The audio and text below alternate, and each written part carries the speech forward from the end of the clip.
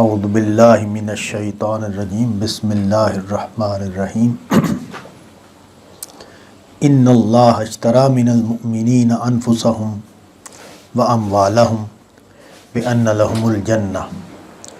یقاتلون فی سبیل اللہ فیقتلون ویقتلون وعدا علیہ حقا فی التوراۃ والانجیل والقرآن ومن اوفی بعہدہ من اللہ فاستبشروا ببیعکم الذی بایعتم بہ وذلک هو الفوز العظیم التائبون العابدون الحامدون السائحون الراکعون الساجدون الآمرون بالمعروف والناہون عن المنکر والحافظون لحدود اللہ وبشر المؤمنین ما کان للنبی والذین آمنوا ان یستغفروا للمشرکین وَلَوْ كَانُوا أُولِي قُرْبَى مِن بَعْدِ مَا تَبَيَّنَ لَهُمْ أَنَّهُمْ أَصْحَابُ الْجَحِيمِ وَمَا كَانَ اسْتِغْفَارُ إِبْرَاهِيمَ لِأَبِيهِ إِلَّا عَن مَّوْعِدَةٍ وَعَدَهَا إِيَّاهُ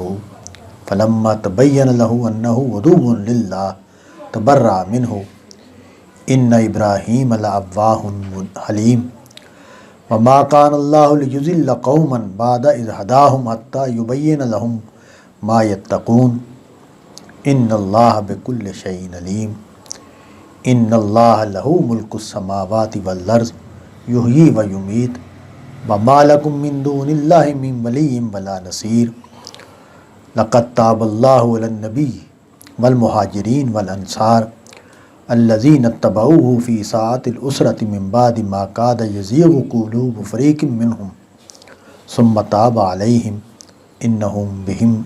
رؤوف الرحیم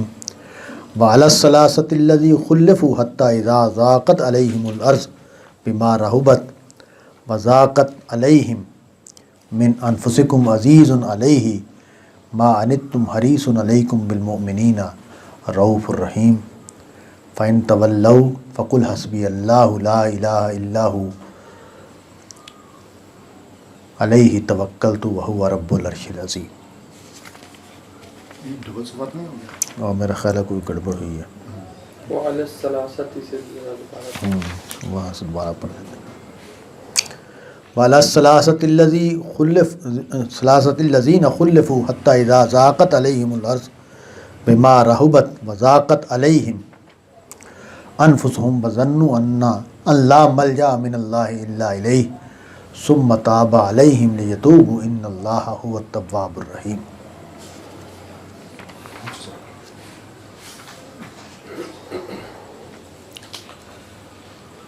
سلسلہ کلام منافقین کے حوالے سے ان کے انجام کو بیان کرنے کے بعد اب اہل ایمان کون ہیں، ان کا کردار کیا ہے اور ان کی ذمہ داری کیا ہے، یہ مضمون جو ہے اس کو اختیار کیا ہے۔ تقابل منافقین سے ہے، یعنی منافقین ہی کو بتانا پیش نظر ہے کہ سچا مومن کیسا ہوتا ہے،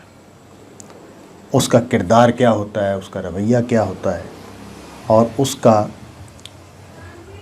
خدا کے ساتھ ریلیشن شپ جو ہے اس کی نوعیت کیا ہے۔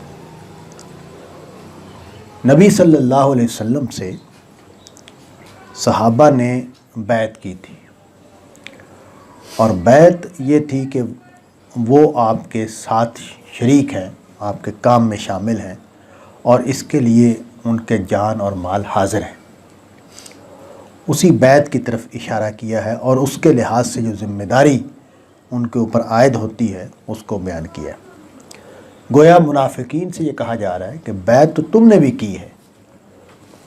ظاہر ہے جب بیعت لی گئی، عہد لیا گیا تو سب نے کیا جو مسلمان ہونے کے مدعی تھے، لیکن ان میں سے جو اہل حق ہیں انہوں نے اس کے تقاضے پورے کیے، انہوں نے اس کے مطابق اپنی جان اور مال کو پیش کیا، اور ہم یہ دیکھ رہے تھے، پیچھے پڑھتے آ رہے ہیں کہ تبوک کے حوالے سے منافقین بالکل نمایاں ہو گئے اور انہوں نے ہر طریقے سے ہیلے بہانے کر کے اپنے جان اور مال کو بچانے کی کوشش کی۔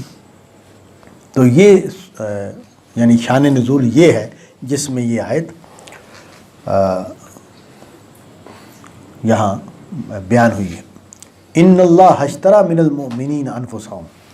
یعنی جو بیعت ہوئی تھی اس میں اللہ نے مومنوں سے سودا کیا تھا، خریداری کی تھی، یعنی تمہیں جنت دی جائے گی اور تم سے تمہارے جان اور مال لیے جائیں گے۔ تو اس کو بیان کیا کہ اللہ نے خریدا اہل ایمان سے ان کے انفس کو اور ان کے اموال کو، انفسہم و اموالہم بان لہم الجنہ، کہ ان کے لیے جنت ہے، یعنی جنت کے بدلے میں وہ اپنے جان اور مال لگائیں گے تو ان کو جنت دے دی جائے گی۔ گویا اللہ اور بندوں کے درمیان یہ عہد ہو گیا تھا، نبی صلی اللہ علیہ وسلم کے مخلص صحابہ اور اللہ کے مابین یہ عہد ہوا کہ تم اپنے جان اور مال پیش کر دو، ہم تمہیں جنت دیں گے۔ یہ جو عہد ہے یہ اس مشن یا اس مقصد کو مکمل کرنے کے لیے ضروری تھا کہ جس میں نبی صلی اللہ علیہ وسلم اور آپ کے صحابہ جس دور سے گزر رہے تھے۔ ہم یہ بات پڑھ چکے ہیں، اس کو بیان کیا جا چکا ہے کہ رسول صلی اللہ علیہ وسلم کے جو قوم تھی ان کو ختم ہونا تھا، اور نبی صلی اللہ علیہ وسلم کے جو ساتھی تھے آپ پر ایمان لانے والے، ان کو سرفرازی حاصل ہونا تھی، اور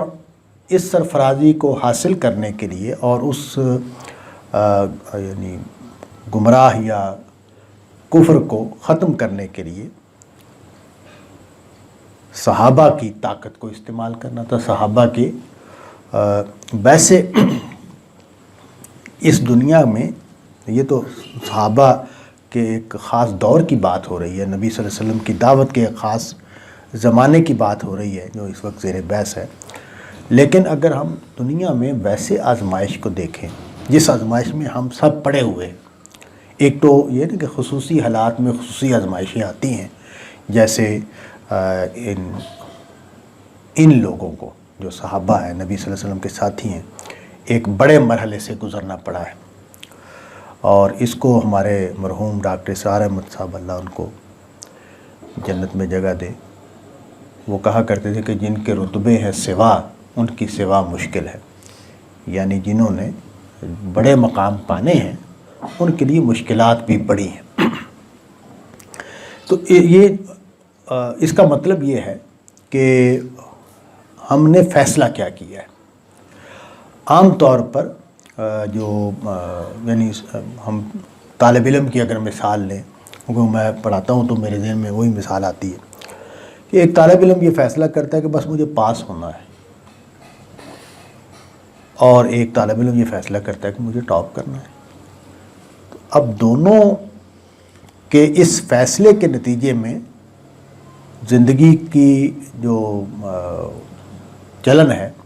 زندگی کا جو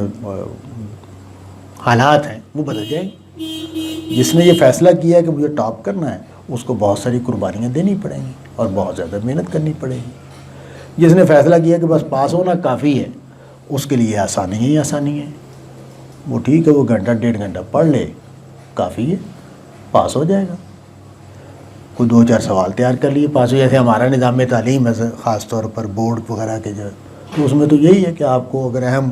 سوالات کا پتہ چل جائے کہ یہ 4-5 سوالات ہیں ان میں سے لازمی آتے ہیں، اب وہ تیار کر کے پاس ہو جاتے ہیں۔ تو یہ اصول ہر جگہ پہ اپلائی ہوتا ہے کہ آپ کا فیصلہ آپ کے لیے امتحان کی نوعیت کو طے کر دیتا ہے۔ تو یہ چونکہ ایک بڑے مشن کے ساتھی بنے، اللہ نے ان کو حزب اللہ کے لفظ سے بیان کیا ہے۔ یہاں بھی جو بات کہی گئی ہے کہ ہم نے تمہارے ساتھ ایک سودا کیا ہے، تو یہ ایک بڑا مقام ہے نا کہ براہ راست مالک کائنات نے ان کے ساتھ ایک بات کی کہ ٹھیک ہے، تم اپنے جان اور مال پیش کر دو، میری طرف سے وعدہ ہے کہ میں تمہیں جنت دے دوں گا۔ اب ظاہر ہے جنت جو ہے وہ نبی صلی اللہ علیہ وسلم نے بھی اس کو بیان کیا، قرآن مجید کے بیانات سے بھی واضح ہے کہ جنت آسان منزل نہیں ہے، ایک بڑی آزمائش ہے۔ یعنی میں اس دنیا میں جو تجربہ ہے، ظاہر ہے ایک ایسے آدمی کی حیثیت سے جو زندگی کے آخری سال گزار رہا ہو، تو مجھے یہ بات بالکل واضح ہے کہ ایک بڑا امتحان ہے جس میں انسان ڈالے گئے، اور آسان نہیں ہے اس دنیا میں رہتے ہوئے، اس دنیا کی مشکلات کو جھیلتے ہوئے۔ وہ مشکلات فکری بھی ہیں، وہ عملی بھی ہیں، یعنی ایسا نہیں ہے کہ آزمائش صرف عمل میں ہے، تو نہیں، آزمائشیں جو ہیں وہ رنگا رنگ ہیں، صرف بیماریاں اور مالی تنگی اور اس طرح کی چیزیں آزمائشیں نہیں ہیں، یہ آزمائشیں بھی ہیں، اور ہمیں زیادہ یہی نظر آتی ہیں۔ کوئی بیمار ہو گیا، کوئی مالی تنگی آ گئی، کوئی پریشانی آ گئی، کوئی گھر میں لڑائی جھگڑا ہو گیا، تو ہمیں یہ نہیں، جو انسان کی سوچ کی آزمائشیں ہیں، فکر کی آزمائشیں ہیں، فیصلے کرنے کی آزمائشیں ہیں، پھر حرص اور ہوس اور یہ جو محرکات ہیں، تو ایک بڑا امتحان ہے۔ اور اس امتحان میں پورا اترنا، اس کے تقاضے پورے کرنا، اور پھر اگر یہ کام بندہ کر لے، اس طرح کا کوئی فیصلہ کر لے جیسے یہ صحابہ نے فیصلہ کیا کہ ہمارے جان اور مال حاضر ہیں اور ہم خدا کے مشن کو مکمل کرنے میں اس کے ساتھی ہیں، وہ جو حضرت مسیح علیہ السلام نے قرآن مجید نے اس کو نقل کیا، کیونکہ من انصاری اللہ، کون ہے میرا مددگار اللہ کے راستے کے لیے، اللہ کے لیے کون میرا مددگار ہے؟ انہوں نے جواب دیا، انہوں نے کہا میرا مددگار کون ہے؟ انہوں نے کہا نحنو انصار اللہ، ہم اللہ کے مددگار ہیں۔ تو وہ واضح تھے، ان کو بھی پتہ تھا کہ بات کیا ہو رہی ہے ہمارے ساتھ، کہ ہم اللہ کے کام میں شریک ہونے جا رہے ہیں، اللہ نے جو ذمہ داری پیغمبر پر ڈالی ہے اس کو مکمل کرنے کی ذمہ داری ہم اٹھانے جا رہے ہیں۔ انہوں نے کہا نحنو انصار اللہ۔ تو یہ جو مقام ہے اس کا یہاں ذکر کیا جا رہا ہے کہ اس مقام کے حاملین کو کہاں ہونا چاہیے۔ جان اور مال ان کی ترجیح ہو نہیں سکتی، ان کی ترجیح مشن ہے۔ میں کئی بار ذکر کرتا رہتا ہوں کہ وہ آتا ہے نا قرآن مجید میں یہود کا واقعہ بیان ہوتا ہے کہ ہم نے ان کو من و سلوہ دیا اور انہوں نے کہا جی ہمیں ککڑی چاہیے اور ہمیں مسور چاہیے، اور ہمیں تو اس پر تبصرہ کیا کہ تم بہتر کو چھوڑ کر کمتر کی بات کرتے ہو۔ تو وہ بہتری اور کمتری اس میں نہیں تھی کہ من و سلوہ بہت اعلیٰ درجے کے کھانے تھے اور جو یہ مانگ رہے تھے وہ کوئی کم درجے کے کھانے تھے، لیکن اصل مسئلہ یہ تھا کہ وہ مشن کی بجائے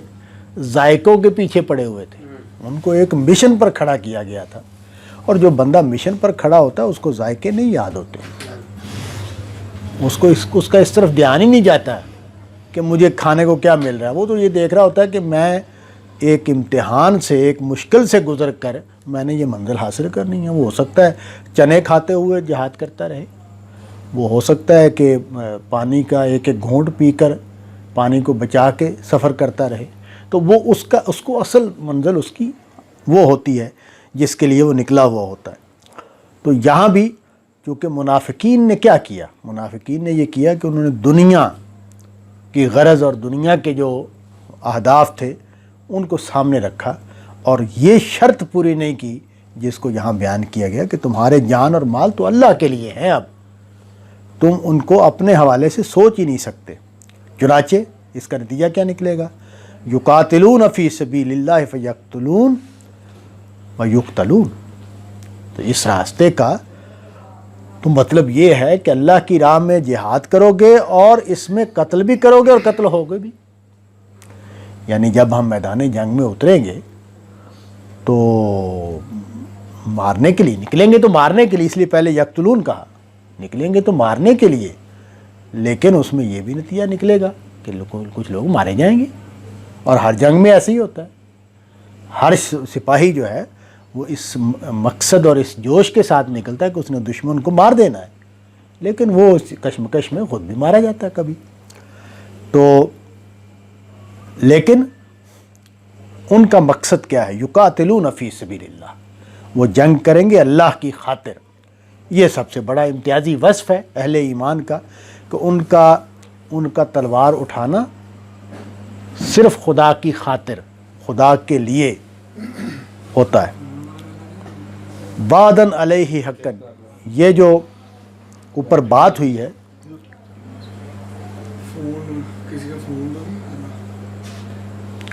کہ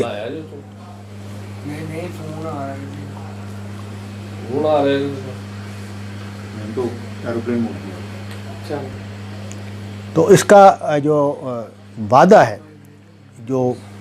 جس کا ذکر اوپر ہوا ہے، یہ وعدہ تورات میں بھی ہے، انجیل میں بھی ہے اور قرآن میں بھی ہے۔ جو لوگ نظر رکھتے ہیں تورات اور انجیل پر، وہ کئی آیتیں نقل کی جا سکتی ہیں کہ جہاں اس بات کو بیان کیا گیا ہے تورات میں اور انجیل میں۔ قرآن مجید میں تو ہم براہ راست دیکھ رہے ہیں کہ اہل ایمان کو کیا کرنا ہے اور اس کا نتیجہ کیا ہے۔ انجیلوں میں تو آسمانی بادشاہی کے لفظ سے جنت کو بیان کیا گیا ہے۔ تورات میں بھی اگرچہ بہت ساری جگہوں پر آخرت کا ذکر ہمیں نہیں ملتا، لیکن بعض جگہوں پر ابدی زندگی کے لفظ سے آخرت کو بیان کیا گیا ہے۔ تو قرآن مجید نے انہی آیات کی طرف اشارہ کیا ہے کہ یہ جو بات کہی جا رہی ہے کہ اہل ایمان اگر جان اور مال خدا کی راہ میں لگائیں گے تو اس کے نتیجے میں ان کو جنت ملے گی، یہ بات صرف قرآن میں بیان نہیں ہو رہی، یہ بات انجیل اور تورات میں بھی بیان ہوئی ہے۔ اور اس کا مطلب یہ ہے کہ یہ انبیاء کی جو دعوت ہے اس کا ایک لازمی مضمون ہے۔ یہ بات میں ان سے بات کرتے ہوئے ذکر بھی کیا تھا کہ قرآن مجید کی جو تھیمز ہیں یا قرآن مجید میں جو بعض مضامین مستقل طور پر بیان ہوئے ہیں ایک بڑے مضمون کی حیثیت سے، ان میں سے ایک مضمون یہ بھی ہے کہ خدا کے راستے پر چلنے والے لوگ، خدا کے مشن کو اختیار کرنے والے لوگ، اور ظاہر ہے جب اللہ تعالیٰ پیغمبر مبعوث کرتے ہیں تو وہ اس قوم سے براہ راست مخاطب ہو جاتے ہیں، براہ راست اس کے ساتھ معاملہ کرنے لگ جاتے ہیں۔ یعنی ہمارے ساتھ بھی اللہ تعالیٰ براہ راست ہی معاملہ کر رہے ہیں، لیکن ہمیں نہیں معلوم کہ اللہ تعالیٰ کی مرضی کیا ہے، اللہ تعالیٰ کی خواہش کیا ہے، اللہ تعالیٰ اس وقت مجھ سے کیا چاہتے ہیں، ہمارے پاس جاننے کا کوئی ذریعہ نہیں ہے۔ لیکن پیغمبر کے موجود ہوتے ہوئے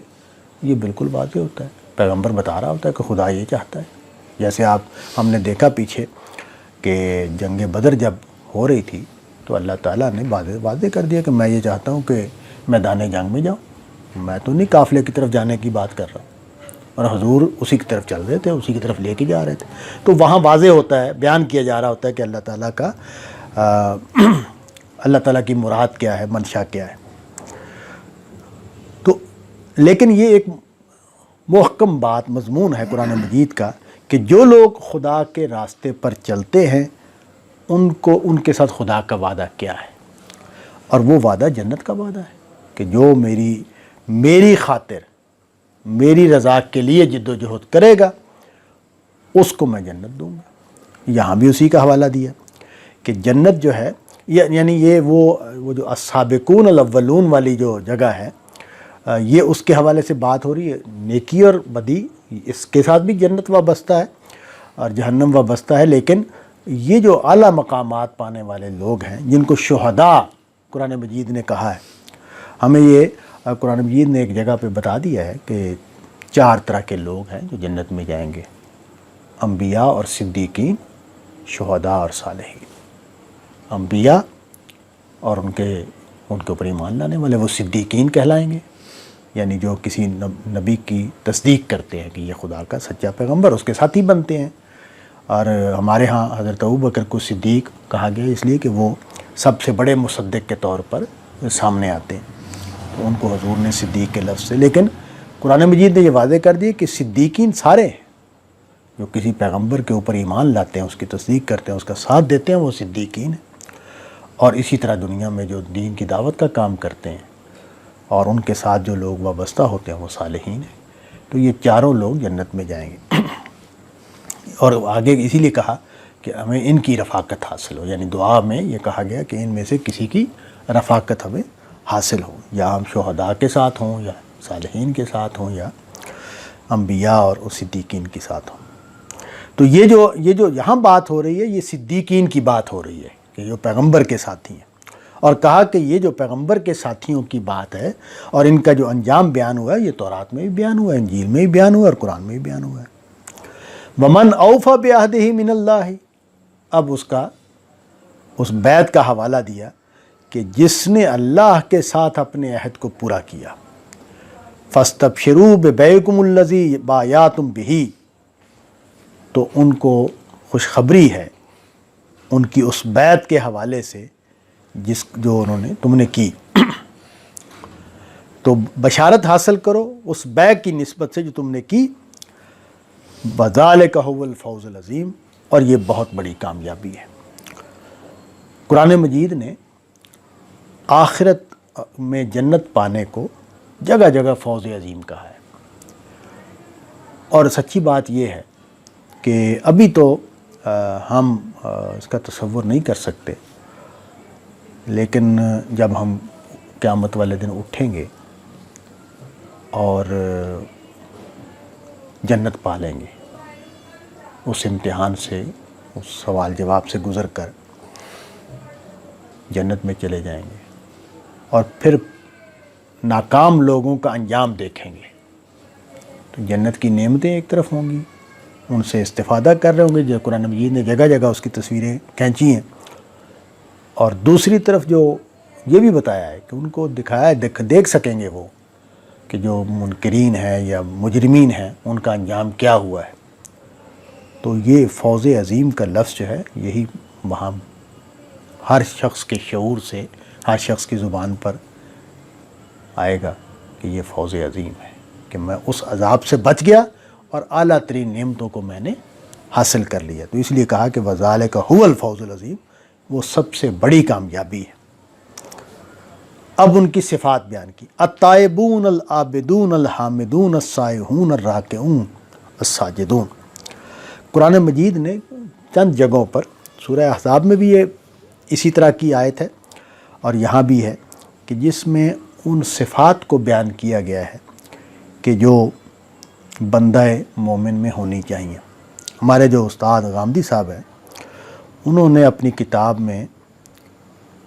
قرآن مجید کے ان بیانات کو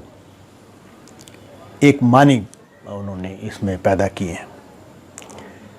وہ یہ کہتے ہیں کہ ایک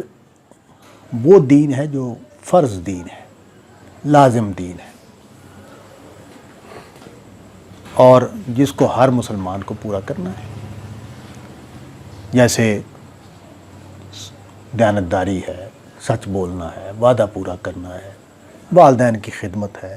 اللہ کی عبادت ہے۔ تو یہ وہ دین ہے کہ جو لازم ہے، جس کو پورا کرنا ضروری ہے، اور زنا سے بچنا، بے ایمانی سے بچنا، بے حیائی سے بچنا، یہ لازمی چیزیں ہیں۔ اچھا، میں ان کے غامدی صاحب کی جو بڑی تھیمز ہیں یا بڑی ان کی دریافتیں ہیں یا بیانات ہیں، ان میں سے ایک یہ ہے، میں اس کو بہت زیادہ اپریشیٹ کرتا ہوں، ان کے بڑے کارناموں میں سے ایک کارنامہ سمجھتا ہوں ان کے اس کام کو۔ انہوں نے ایک خاص انڈرسٹینڈنگ جو ہے اس کو اختیار کیا ہے اور اس کو بیان کیا، اور اس میں بڑی گہرائی ہے ان کی اس بات میں۔ تو میں یہ سمجھتا ہوں کہ وہ جو دین ہے، جو اصل دین ہے، جو بنیادی دین ہے، جس کو ہر انسان کو پورا کرنا ہے، ہر انسان کو پورا کرنا ہے، یعنی اس کا تعلق مسلمان ہونے سے نہیں ہے، اس کا تعلق انسان ہونے سے۔ دنیا کا کوئی انسان بے ایمانی کو اچھا نہیں سمجھتا، بے حیائی کو اچھا نہیں سمجھتا، جھوٹ بولنے کو، وعدہ خلافی کو اچھا نہیں سمجھتا۔ ایک ہی جگہ پر غلطی انسانوں نے کی ہے اور پیغمبروں نے سب سے زیادہ اسی پر زور لگایا، وہ یہ کہ خدا کے معاملے میں وہ شرک میں مبتلا ہو جاتے ہیں۔ تو قرآن مجید نے اس بات کو واضح کیا ہے کہ یہ بھی فطری ہے، یعنی شرک غیر فطری ہے اور توحید فطری ہے، اور یہ بھی اسی طرح جرم ہے فطرت انسانی کے سطح پر کہ اس کے درجے میں کہ جس طرح چوری جرم ہے، یعنی چوری کے لیے کسی گفتگو کی ضرورت نہیں ہے کہ چوری جرم ہے، جھوٹ بولنے کے لیے کسی گفتگو کی ضرورت نہیں ہے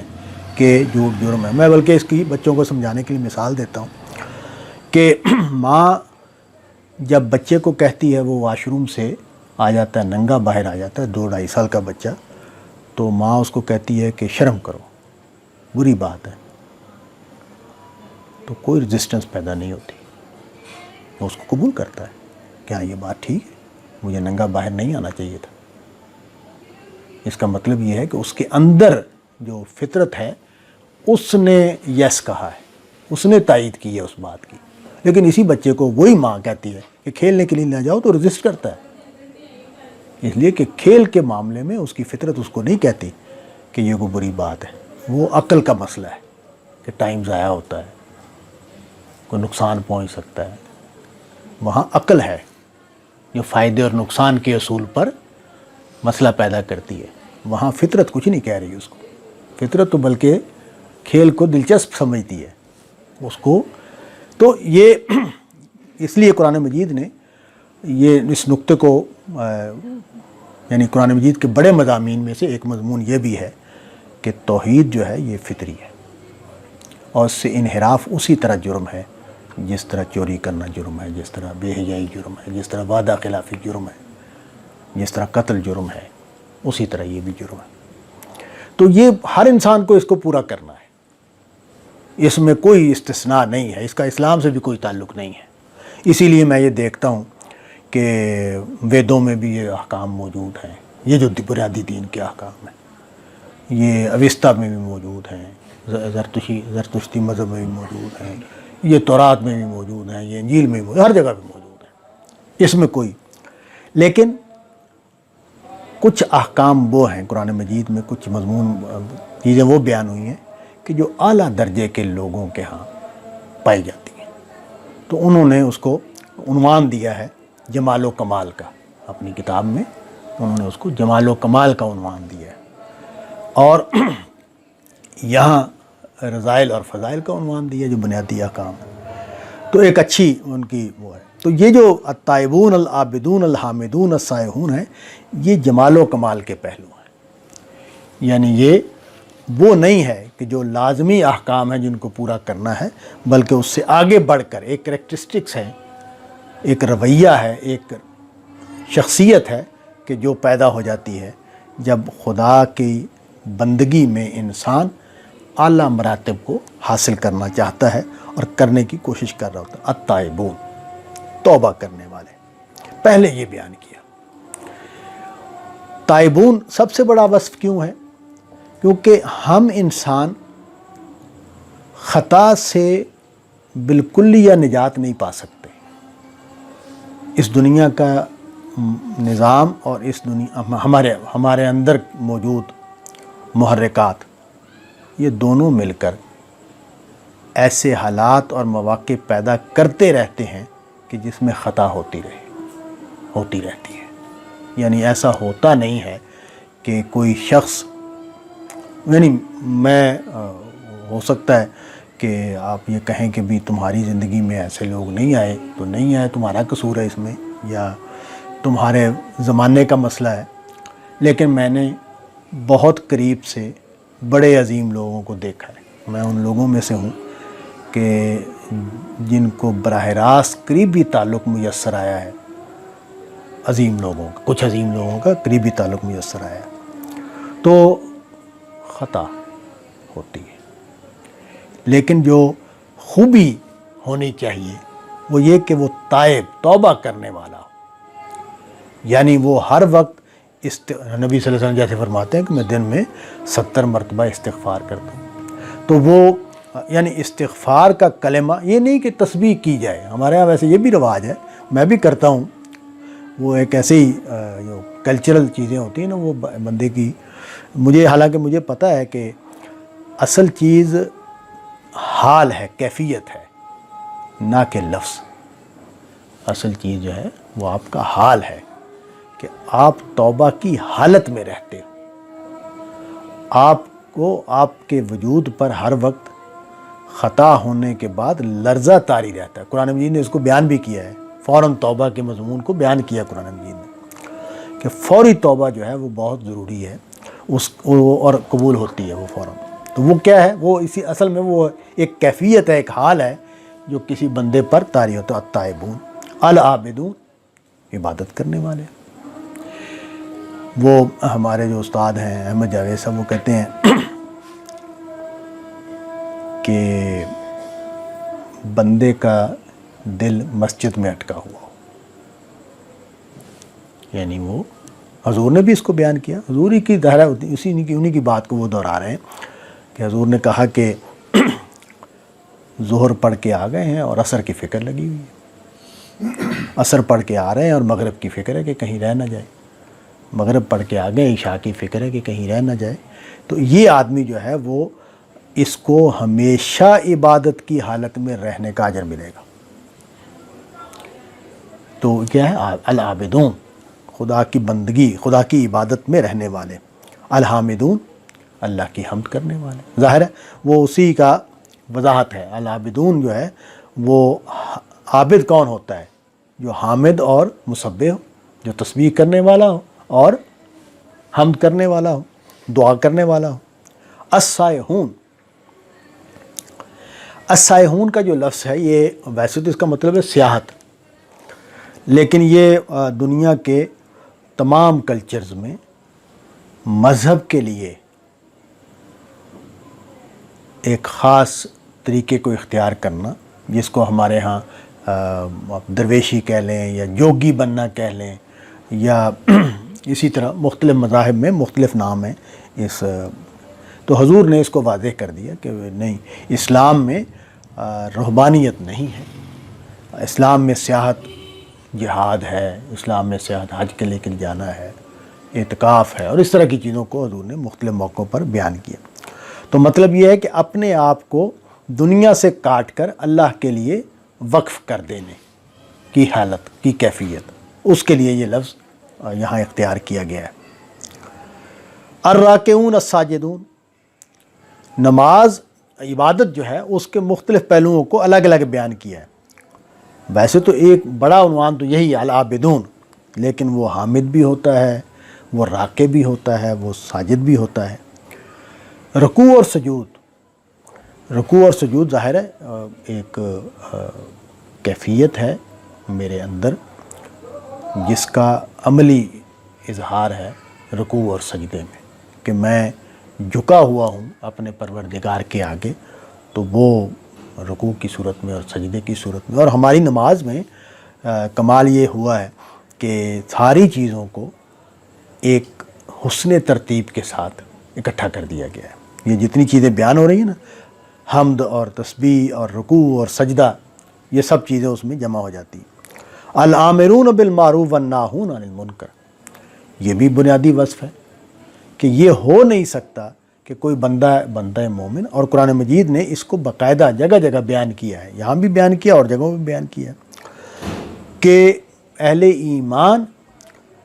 امر بالمعروف اور نہی عن المنکر کرنے والے ہوتے ہیں، یعنی وہ اپنے ماحول میں حق گو بن کر رہتے ہیں۔ یہ دانائی سے یہ کام ہوگا، حکمت سے ہوگا، یہ ڈنڈا برداری اور گالم گلوچ سے نہیں ہوگا، لیکن ہونا ہے اس طریقے، اس کو اختیار کرنا ہے۔ والحافظون لحدود اللہ، پھر یہ کہ یہ اللہ تعالیٰ کے جو احکام ہیں ان کی پابندی کرتے ہیں، اللہ تعالیٰ نے جن چیزوں سے روکا ہوا ہے ان سے رکتے ہیں۔ وبشر المؤمنین، ان مومنوں کو بشارت دے دو۔ تو اوپر جو بات شروع ہوئی تھی منافقین کے تقابل میں، اس کو یہاں اس مضمون پر مکمل کیا کہ یہ کریکٹرسٹک ہے، یہ کردار ہے جو اہل ایمان سے مطلوب ہے، اور یہی ہیں جن سے کامیابی کا وعدہ ہے، جنت کا وعدہ ہے۔ وما كان للنبي والذين آمنوا ان يستغفروا للمشركين ولو كانوا اولي قربى من بعد ما تبين لهم انهم اصحاب الجحیم۔ اب آخری جو بات ہے وہ یہاں بیان کی کہ اہل ایمان کو روک دیا کہ وہ مشرکین کے لیے دعائے مغفرت کریں۔ اس کا مطلب یہ ہے کہ مکمل طور پر راہ الگ کر دی گئی ہے، اور یہ ہمدردی بھی قابل قبول نہیں ہے اللہ تعالیٰ کو کہ کسی بندہ مومن کے دل میں اتنی سی ہمدردی بھی ہو کسی کافر کے لیے کہ وہ اس کی آخرت کی فلاح کی دعا کرے۔ ظاہر ہے استغفار کا مطلب یہی ہے نا کہ اللہ تعالیٰ اس کو معاف کر دے اور جنت میں جگہ دے دے۔ تو مطلب یہ ہے، آگے اس کو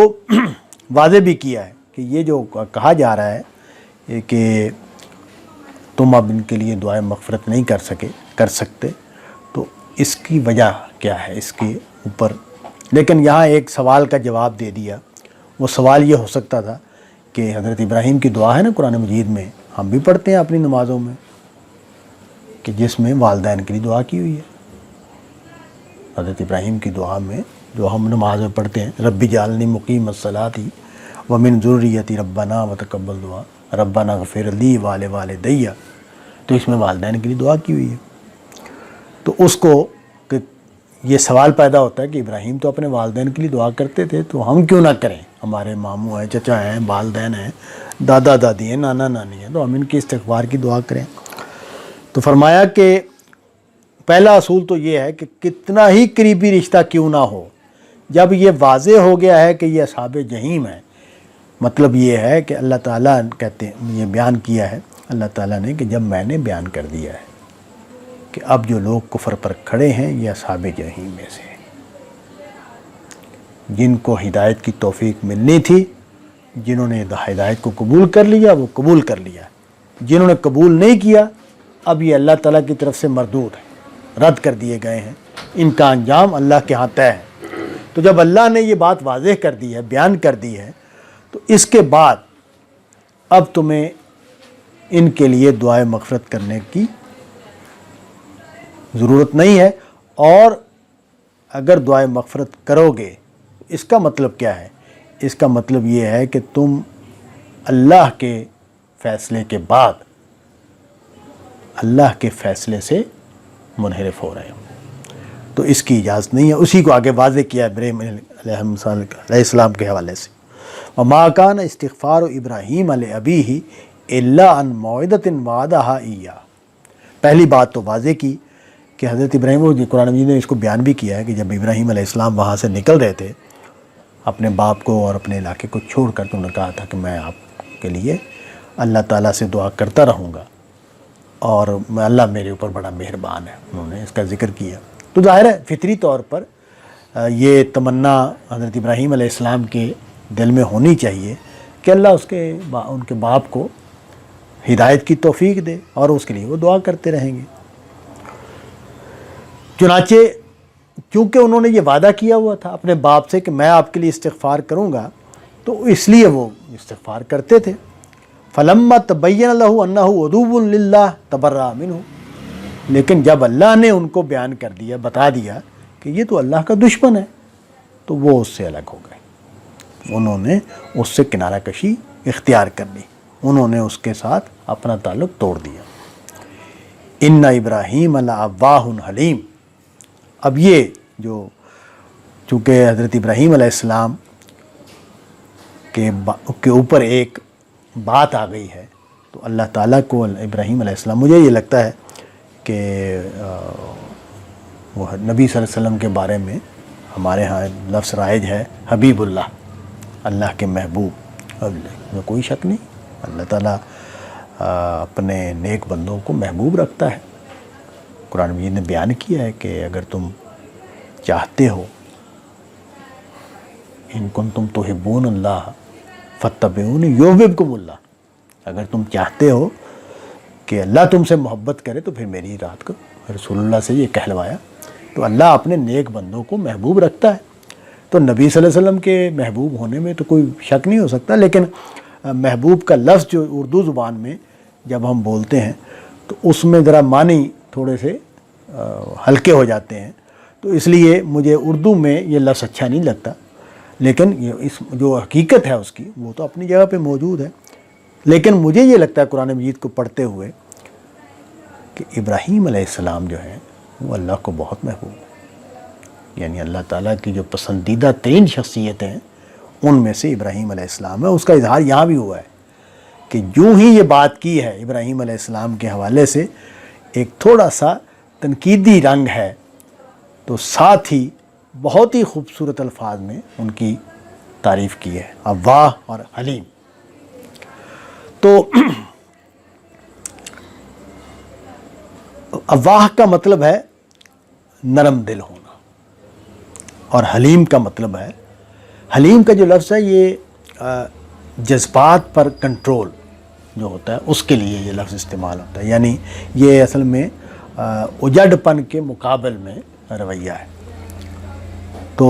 اب دیکھیں ابراہیم علیہ السلام جو ہیں انہوں نے جو فیصلہ کیا اپنے باپ کو چھوڑ دو، باپ نے کیا کیا؟ زندہ جلانے کی عمل میں شریک رہے، مارنے سے بھی گریز نہیں کیا. لیکن بیٹا جو ہے وہ جذبات کا شکار نہیں ہوا، نفرت کا شکار نہیں ہوا. وہ باپ سے یہ کہہ کے چلا کہ میں تمہارے لیے دعائیں مغفرت کرتا رہوں. مطلب یہ ہے کہ اس کا جو رویہ ہے وہ کتنی دانشمندی، کتنی انسانیت پر مبنی ہے. اور باپ کا رویہ مذہبی تعصب میں کس حد تک گرا ہوا ہے کہ وہ اختلاف کو قبول ہی نہیں کیا، بلکہ انہوں نے وہ رویہ اختیار کیا جو دشمنوں کا رویہ ہوتا ہے. تو حلیم کو اس لیے کہا. اواہ اس لیے کہا کہ جو دائی ہوتا ہے، ہمارے ہاں تو دعوت جو ہے وہ اس میں ایک افسوسناک رویہ پیدا ہو گیا ہے کہ ہم جب دعوت کا کام کرتے ہیں تو دوسرے کو ہرانے یا دوسرے کو منوانے کے لیے کرتے ہیں. ہمارے اندر یہ جذبہ نہیں پیدا ہوتا کہ یہ دوسرے کی خیرخواہی ہے، دوسرے کی ہمدردی ہے،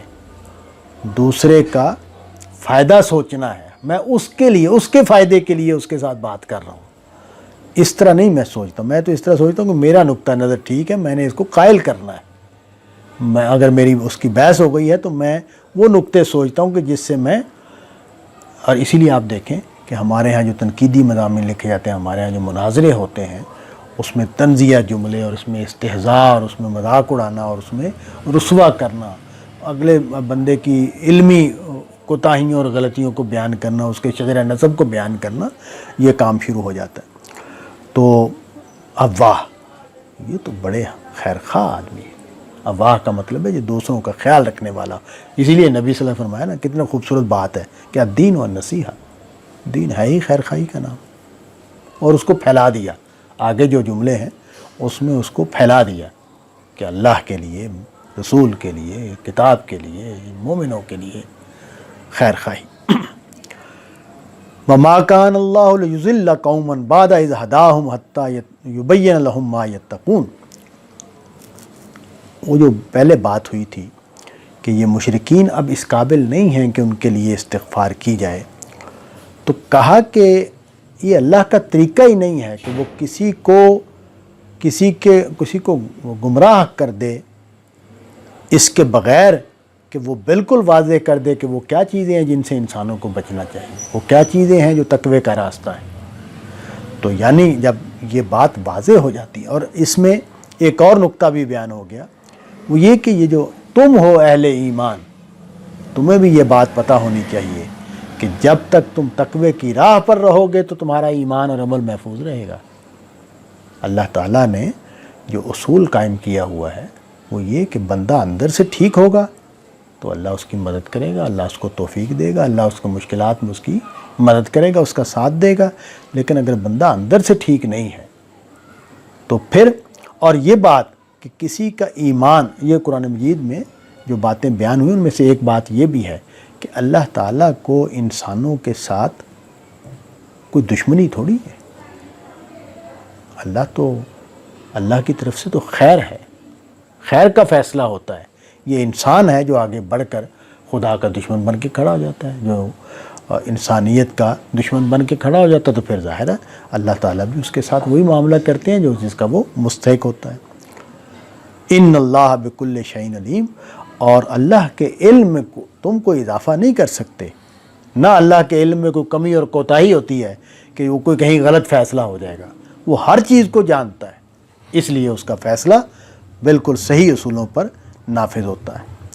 ان اللہ لہ ملک السماوات والارض یحیی و یمیت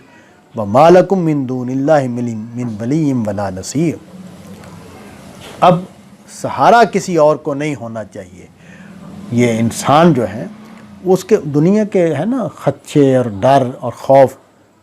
اور دنیا میں مختلف جو طاقتیں جن سے انسان کو نمٹنا پڑتا ہے،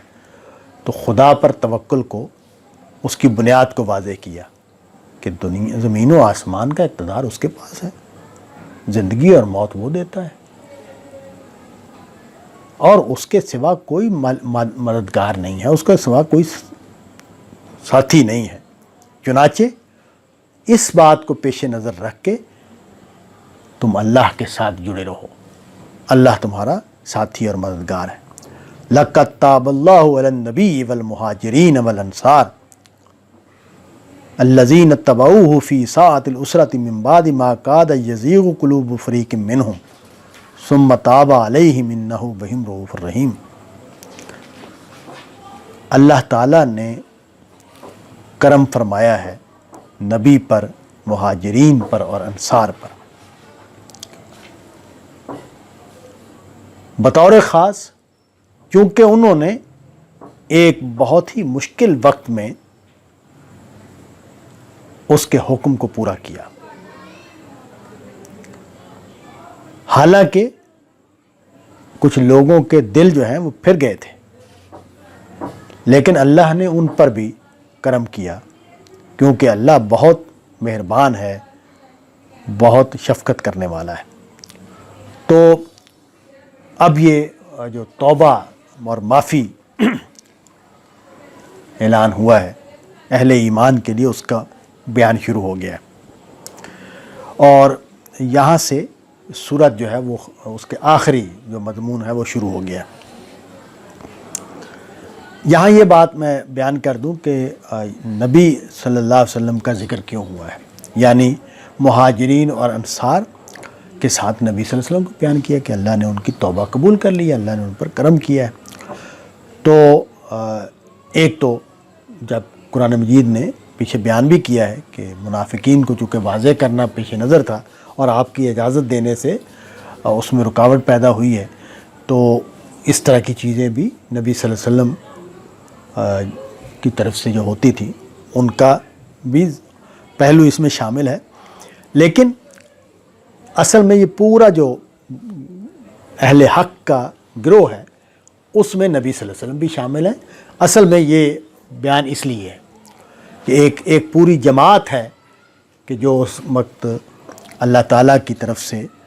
بشارت کی مستحق بنی ہے، تو اس مضمون کو اگر دیکھیں تو پھر نبی صلی اللہ علیہ وسلم کا ذکر یہاں ہونا ضروری ہے۔ اور اس سے معلوم ہوا کہ سب سے بڑا مقام نبی صلی اللہ علیہ وسلم کا ہے اس گروہ میں، اس کے بعد مہاجرین کا، اس کے بعد انصار کا ہے، اور ان کا کارنامہ یہ ہے کہ انہوں نے اس وقت وہ آزمائش کی شرط کو پورا کر دیا، اس امتحان میں پورے اترے ہیں جب حالات اتنے زیادہ سخت تھے کہ ایک گروہ کو باقاعدہ ان کا دل جو ہے اس میں ٹیڑھ پیدا ہوئی، اللہ نے ان کو بھی معاف کر دیا۔ یعنی یہ ان مومنین کا ذکر ہے کہ جو حالات کے دباؤ میں کوتاہی جن سے ہوئی، اور آگے ان کا ذکر بھی آ رہا ہے، اور وجہ یہ بیان کی کہ اللہ مہربان ہے، اللہ شفیق ہے، اس وجہ سے اللہ تعالیٰ نے ان سب لوگوں کو پر کرم فرمائی کا فیصلہ کیا ہے، اور کہا کہ خاص طور پر ان تینوں کا کہ جو پیچھے رہ گئے تھے،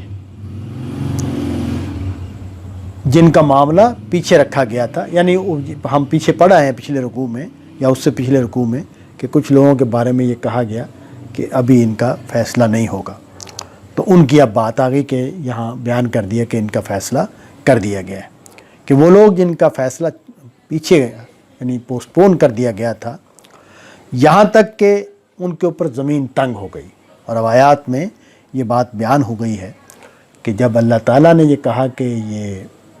قصوروار ہیں تو رشتہ داروں نے، بیوی بچوں نے بھی کنارہ کشی کر